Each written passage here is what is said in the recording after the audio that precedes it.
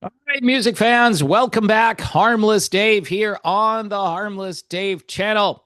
Happy Halloween as I talk about a Halloween song. And I'm doing it in real time for a few real people just like you right there and like me here. So, Ghostbusters, right? Everybody loves Ghostbusters for the most part, except if you're Huey Lewis. You don't like Ghostbusters. Although he should like it because I think it's generating revenue for him since I believe he sued and he did get some money, but then Ray Parker Jr. countersued. Look, this whole thing kind of smells funny, all right? Some 40 years later, after the fact, 41, where Ray Parker Jr. is told to write a song for this movie. And he wrote the best possible song he could. I mean, the catchphrases in that song, Bustin' makes me feel good. Who you gonna call? It could be the greatest catchphrase in the history of humanity because I'm watching TV and some guy is advertising his services. He's a plumber or an electrician. Who are you going to call? And I'm like, over here, Ghostbusters? Ghostbusters. And he's like, no, call Bob, 1-800, plumbing or whatever. And so just it was genius in a simple way. This guy wrote one of the most iconic songs in the history of music. Now, does it sound a little bit like I Want a New Drug? Yeah, it does. Is it exactly? No. I mean, there is musical plagiarism all the time. Now, this, I think, hit a nerve because Huey Lewis was asked to write a song for this movie, and he said no. He didn't make the same mistake on Back to the Future, right? And he's reaped the benefits of the power of love ever since. But here's the deal. If you turn something down and someone is writing a song and the producers are like, we like, this rock sound of I Want a New Drug. That's what apparently the film's producers admitted back in 2004. So it could be their fault for saying, hey, can you write a song like that? And he did. And he wrote really cool lyrics. And so after Lewis turned this down, it sounds a little bit like sour grapes, right? The song hit number one for 3 weeks and I think was nominated for Best Original Song at the Academy Awards. I mean, and this is why Huey Lewis is like, excuse me, I need some revenue over here. I mean, the song had already made its impact. See, this isn't like a Milli Vanilli thing. This was like the song had made cultural history, basically. I mean, Ray Parker Jr. smartly got himself embedded into that movie. I mean, remember the video. He's dancing with Dan Aykroyd, Bill Murray, Harold Ramis, and Ernie Hudson. This is like one of the greatest videos ever, just because of that, seeing those guys and Ray in the middle leading those guys down the street. And Ray Parker Jr., he has kind of a sort of a sinister dark side. So this movie was actually really good for him to be a part of. In 1984, he had this song called I Still Can't Get Over You. I mean, when I hear that song on the radio, which I don't hear it that much anymore because of all the focus testing, and you got to get satellite radio if you want to hear deeper tracks, song probably hit the top 12, top 15 in that range.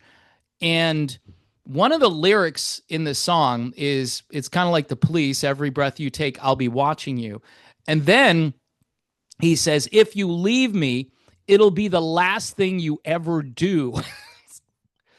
Hello, that kind of sounds like we need an arrest warrant here, or maybe a knock on the door from the authorities. Hey, Ray, what'd you mean by that's the last thing you'll ever do? I mean, it's over the top, and it's an innocent little rock R&B kind of thing. And I've always really appreciated Ray Parker Jr. as a singer and as a guitarist. He's a really good guitarist, and he doesn't get a lot of credit for that.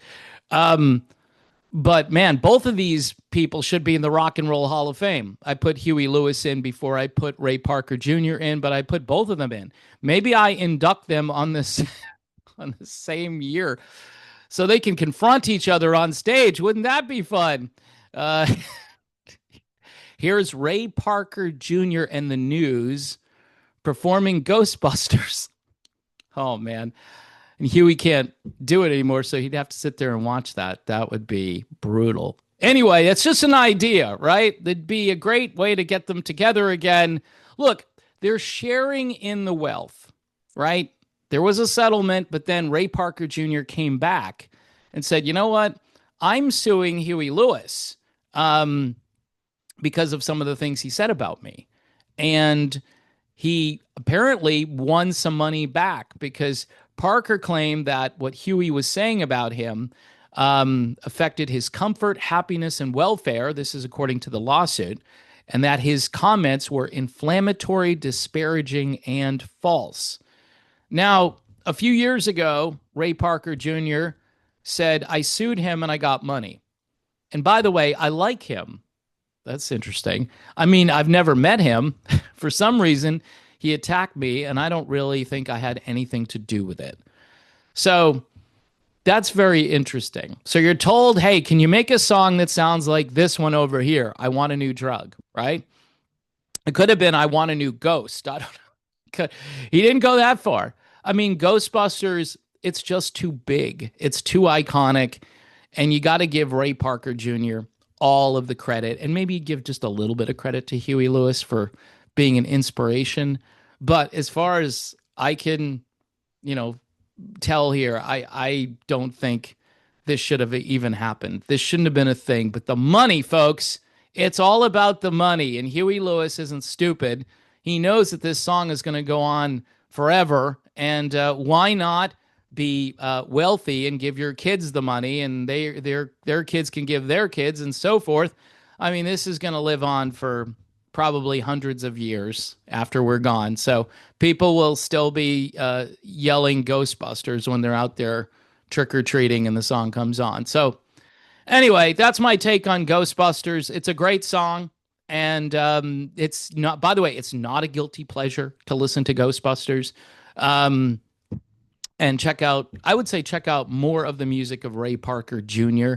And his band Radio. They're fantastic. Most people haven't heard as much from them just because they weren't as big on the charts as, say, Huey Lewis and the News, and their output wasn't as prolific, but a great band. And Ray Parker Jr., a great guitarist who deserves more credit than he gets. So that's my video. Happy Halloween. Thanks for watching. God bless everyone. And it's okay. If you're a Christian, it's okay to trick or treat. All right. I'm just going to add that. I know a lot of Christians are like, oh, there are demons everywhere.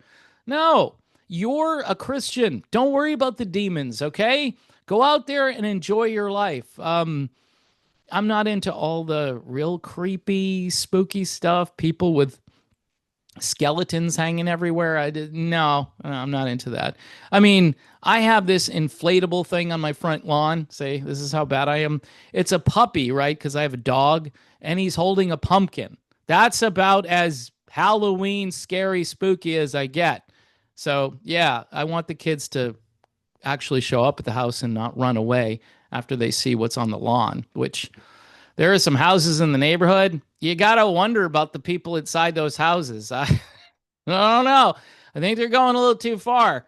But anyway, if you like the content here, don't forget, buy me a coffee. Got some pumpkin spice here. We're going to be switching over to the holiday blend soon, which is going to be different than the fall blend. So, yeah, thanks again. God bless, and I'll see you soon.